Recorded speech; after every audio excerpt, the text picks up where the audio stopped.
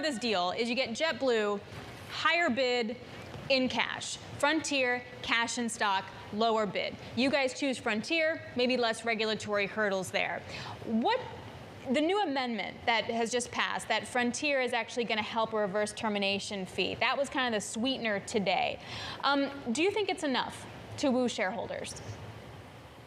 Thanks for having me on. Good morning. I do think it's enough. A couple of points of interest and clarity there. First, you're right. We did restructure the deal with Frontier to include a reverse termination fee. We had heard from the proxy advisory services, ISS, that was something that they wanted to see.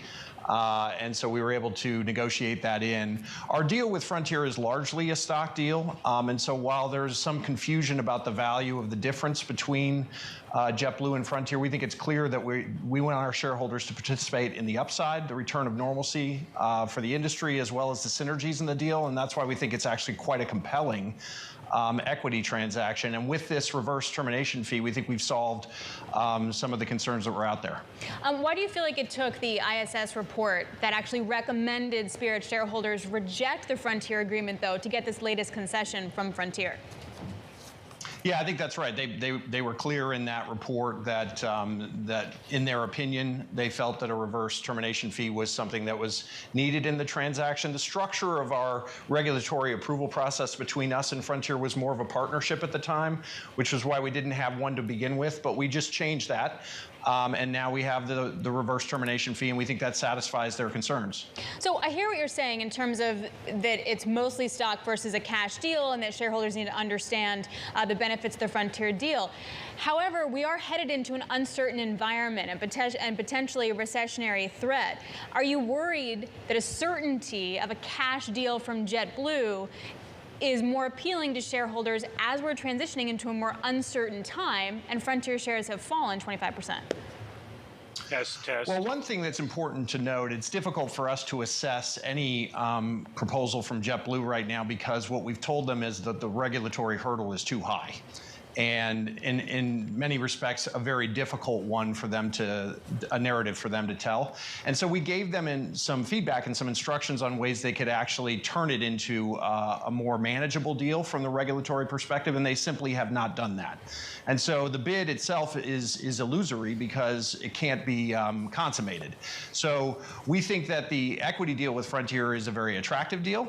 That's what's on the table for our shareholders, is to vote on that next week. And we encourage them to vote for, because it's better than our standalone plan. Good to see you, Ted. It's Anna here in London. So away from the deal, away from the specifics of this deal, thinking about your operating environment more generally right now, how nervous are you about the fall and the winter compared to what will, I assume, be a pretty strong summer season? Tell me about the disconnect we might see between the summer and later on in the year. You're right. We're seeing fantastic demand right now, really unprecedented demand over the last decade or more, as people start to return to the skies and enjoy travel again. And there's nothing right now that would tell me that wouldn't continue into the fall and into the winter of the year. There is significant untapped demand returning to the market, and the challenge that the airlines have faced is actually getting enough capacity deployed to meet that demand. We're actually larger than we were pre-pandemic right now, and we expect to continue to march towards an even bigger airline towards the end of the year. And we're seeing really positive demand indications that people not only are ready to return to travel, but they're making different buying decisions. They're more apt to buy experiences like travel than they are physical goods. And so that's actually quite a generational shift as well. How tight is the labour market for you at Spirit right now, Ted? Certainly in Europe, this is a really big talking point, both for airlines and also for airports. We've seen all kinds of cancellations over this current holiday period that we're in here in the UK, and some of that in Europe as well, in the rest of Europe as well. What's the US, what's the Spirit story around difficulty getting hold of labour at this point?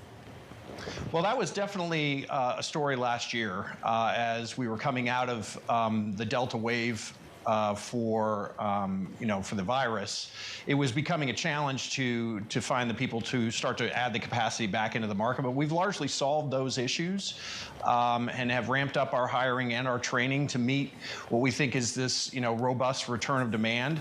But it's going to take us a while to move all the logistics to get us to where we want to be, and we think we'll be closer to where we want to be by the end of this year. So the good news is there are people applying.